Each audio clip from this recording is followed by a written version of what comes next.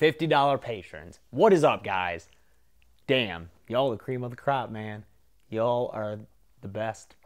I mean, I'm going to be real. Y'all the best.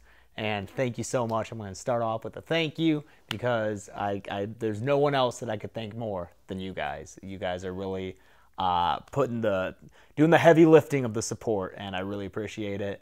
And before I even begin, let me know if there's any way I can make the Patreon experience better for you guys. I know I said it in the $20 review of Train to Busan if you watched it, but for you guys, seriously, let me know if there's anything I can do for you guys. So you guys nominate a bunch of awesome movies. As soon as you all gave your suggestions, I was like, I can't lose. Even fucking Ginger Dead Man, which I have not seen ever in my life, but I know that it would be a fucking winner for me to sit here and review it for you guys. But it came down to a tie vote, and I chose one of the ones that had the tie, It Follows. And yes, I was so excited to do this one, guys, because I saw it when it was out in theaters, and I really loved it, and I haven't seen it since then. So I got to rewatch it. It's on Netflix, easy watch if you haven't seen it, so check it out before or after this review if you want. Maybe do it before, because I'm going to get into spoilers. But, yeah, guys, I know that It Follows, I feel, is one of those movies that came out, got a lot of hype, and then there was a certain contingent of both the community and just moviegoers in general who heard the hype and saw it and were like, what's so great about it? It's not that great. In fact, I literally was at work today and mentioned that I just watched it, and my coworker was like, I just watched that for the first time last night too, and she didn't like it. Like, she heard that it was really great, and it didn't do anything for her. And to each their own, obviously. Trust me, I know as well as anyone that if your opinions on a movie differ, you shouldn't get attacked for it. But I thought it was great. Second time through, still thought it was great. I guess second time through, I could see maybe why some people would be dismayed by it, put off by it, because it has long stretches where not too many things happen, where like things settle again. But I think that's really important to the movie and the structure of it. I actually took a lot of notes, so if you'll forgive me for looking at my phone. I'm not like fucking sitting here Redditing while I'm doing this for you guys. I took a lot of notes because this is one of those movies I think where there's so much to unpack. There's like so many themes that you could like just hone in on and then watch the movie through that lens, and you'll get rewarded with it. And also, I gotta say, first off, that so Chelsea and I saw this in theaters when it came out, and we're sitting there watching it, and after a little bit, we're just like, why does this look so familiar? It was shot in and takes place in like where we grew up, really close to where she grew up, basically in her neighborhood. And hold on, I want to turn this air off just so the audio's consistent. 1 second.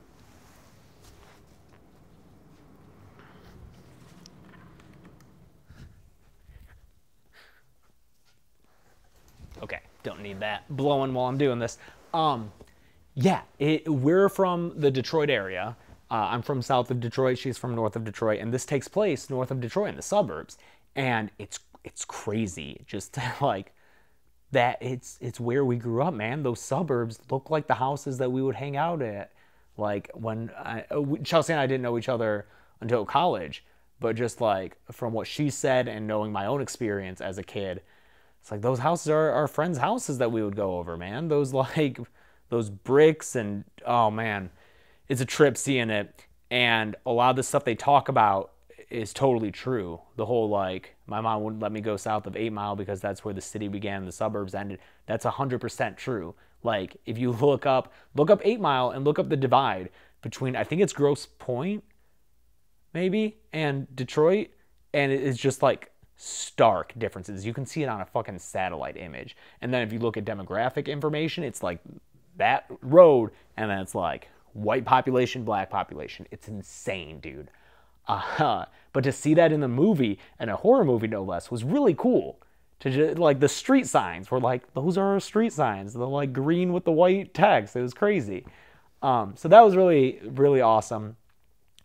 And the imagery that it borrows from the city, just the rundown buildings and the decrepit like status of things as they get pulled away. God, there's so much there's so many ways to read this movie. Cause like it's these suburban kids. They seem pretty comfortable in their lifestyle, and then this thing happens to Jay, the main character, and like they're pulled into this world that makes them uncomfortable, and it can be read as an allegory of like growing up. There's a lot of that. Reaching sexual awareness. Sex is all over this movie.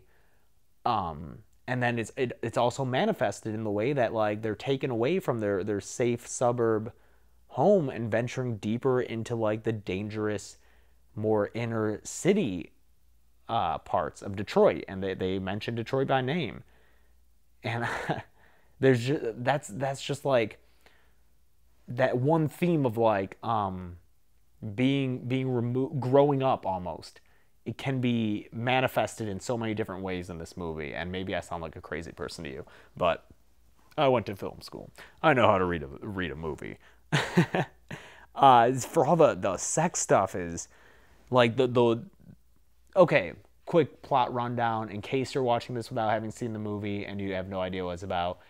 Jay, who's the main character played by Micah Monroe, I think, she goes out with a guy. They have sex in like the backseat of the car. Then he like drugs her and ties her up to a chair and takes her to a warehouse. And he's like, hey, I'm not going to hurt you, but I had sex with you and I transferred this thing to you. And also the whole movie can be like read as an allegory with STDs. Crazy. But there's now a thing that's going to be following you, and it's going to be walking in a straight line, always coming towards you, and if it reaches you, it'll kill you. And the only way to avoid this is to have sex with someone else, and then it'll follow them. But if it kills them, it'll then come after you. And if it kills you, it's going to come after me. So please don't die, and please pass it on to like add another link in the chain. I think that's a great concept. I think that's a fucking awesome, cool concept. Yeah, you start thinking about like what you would do in this situation. I thought, for instance, if it can only walk in a straight line, which is kind of the rules that it establishes, it can't teleport and it can't like transmutate through solid objects, because you see it like breaking windows and like getting stuck by locked doors, right? I thought just take a plane to Europe and live there, and then like, aren't you good? Unless it's gonna like, I guess one day it might just walk through the ocean, but you could do the math and figure out how long it... Anyway, that was my thought. Take a plane to Europe and live there. They should do a sequel. I don't know. They probably didn't have the money. These fucking high schooler kids probably didn't have the money for that. But I think it's a fucking great concept for a movie. I think that a lot of times... I'm sorry, my mind is racing because there's so much to talk about with this movie. So yeah, sex is all over this movie. It's the means by which the curse transfers, obviously. But there's also like just the forms that the evil spirit takes on are oftentimes naked, sometimes looking like victims of like sexual crimes. That one woman in Jay's house that the evil takes form in has like a bloody like crotch area, and like her bra is torn down, and that's the one that is like peeing herself. Yeah, Miss Lucy? Do you have anything to add to this? No? Well, then maybe you should be quiet. Sorry, you should probably redo that part because I accidentally like popped in. I'm not editing anything, so you're in it. Oh. Hope you had pants on. I did. Good. But yeah, there's also like a bunch of just stories of like, oh, when they found porno mags when they were kids and like didn't know what they were doing really, and then later the same guy, her buddy, her unrequited lover, fuck, what was his name? Paul, I think. He also finds like porn in the abandoned house that they're inspecting, and then just like all this voyeuristic like this looking that people do. It starts right off the bat when Jay's in the pool and like her neighbor kids are like looking at her as if she's like recently come into sexual maturity and Like the boys around her are taking notice. And like God, what's the name of the guy who lives across the street? Can't remember. He's kind of sleazy. He's always just looking at everyone that way. Like he looks at her friend Yara when they're checking out the abandoned house, and he's looking at her sister that way on the beach. And yeah, so that's, sex is just everywhere. And I know that some people read it as like a message of like, don't have sex, or like don't have unprotected sex, or know who you're having sex with.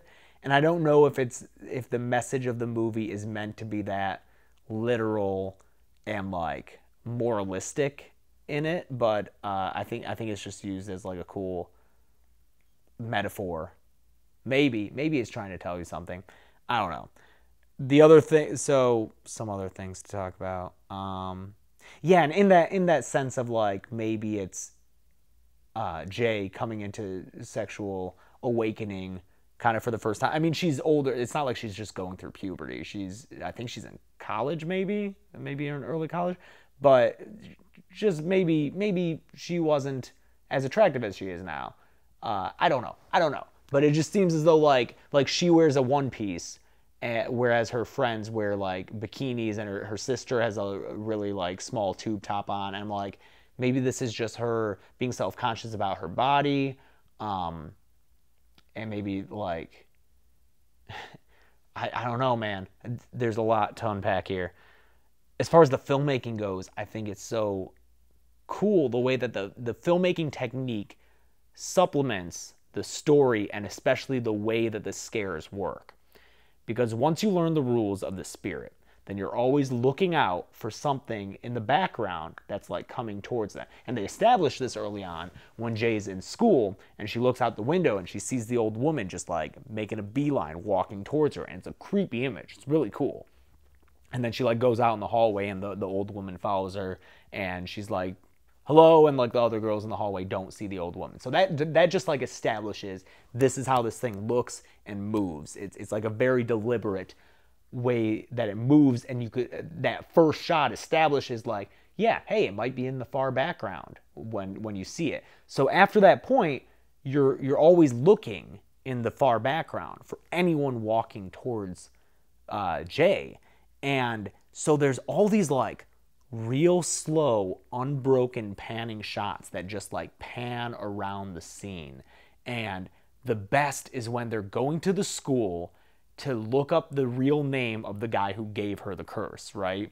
And you see them walk in, and then the camera keeps panning around, and it passes a window, and there's a bunch of people out there, but you see one person in a white jacket who seems to be walking pretty deliberately like towards the building across the grass. And you're like, is that it? And that's the other cool thing about this, is there are a lot of moments where it's like, is that person it or not? No, I don't know. But it doesn't slow down or stop to focus on it and be like, here's a threat. It just keeps panning by. And so it leaves you uncertain. And it keeps going, and then it finally does stop on Jay and the neighbor guy as they're like getting information from the library. And I think it even maybe pushes in, but it holds on them for so long without cutting away that you're like, you start to get anxious because you saw that thing that might be the thing coming at them. And that now they're just standing still in that place, and you're like, go somewhere. But as long as that shot's unbroken, like you just feel that anxiety. And then after that, they get in the car, and this is one of my favorite incarnations of it too, is like they're getting in the car and they're getting ready to drive away, and you see that same person in the white jacket walking towards the car, and they just leave, and the camera doesn't stay on the thing, and none of the characters like point it out or mention it. I mean, Jay's the only one who would be able to see it, but she doesn't say like, oh God, it's coming, or like, do you guys see that person? It's just like, it's just left to you to be like, I think that was it, because I think it was it. It's the same person in the white jacket walking that way. And it's just so cool because it's like, yeah, this is her life now. There's always going to be someone in the background walking towards her, and it could be that thing. The other really cool reveal that uses that is when they go to the beach house and you see a shot of them on the beach, right? And it's a group of, I think, 5, right? Because it's her sister, the 2 guys, and Yara. Yeah. So there's the group of 5, and you see 4 of them hanging out on the beach. Yara's not there out of the 4 that you're watching. Then there's a shot of Jay, and you see Yara coming from the background, like towards them. And you're like, oh, there's Yara. And then it's a shot of Paul with the water behind him, and then from the right side of the frame, Yara just like floats into view. She's been chilling in the lake the whole time, but you haven't seen her until she just floats into view.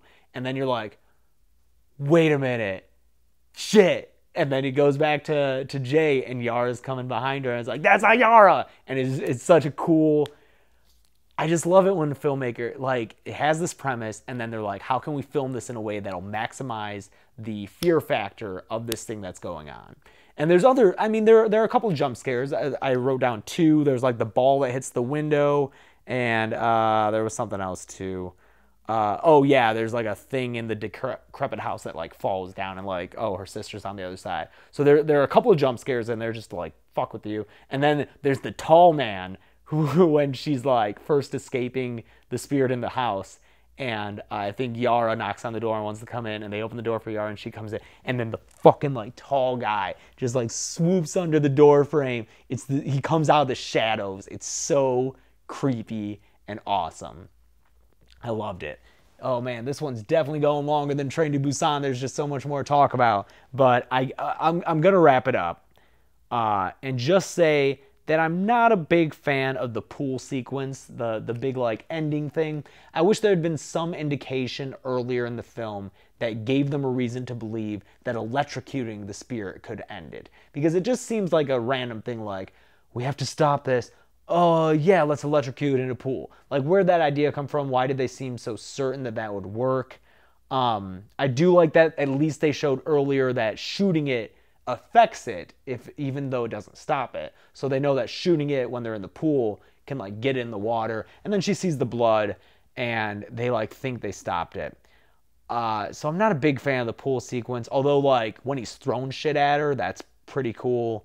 The blanket on the thing is a cool effect. And the fact that it was her dad, great. Yeah, especially the whole thing where like when he first shows up, it's from other people's perspective, so you don't see him. You just see her saying like, he's right there. I don't want to tell you what form he is. And that kind of clued me in. Even the first time I saw it, I was like, is that her dad? I wonder if it's her dad, especially when they show him. And then later you see a picture of the family, and like, it's her dad. Great. The very last shot of the film is a guy walking behind Jay and Paul, and you think it's him. It's probably it, right? Because Paul probably, you assume that he passed it on to prostitutes because he was like cruising, but maybe they got killed. There's also one random shot after Jay has sex with the neighbor guy in the hospital. I can't believe I can't remember his name. And then, so it's passed on to him, and then you see him, there's a single shot of him in a cafeteria laughing with a group of girls, whispering in one of their ears, and like nothing ever comes of it.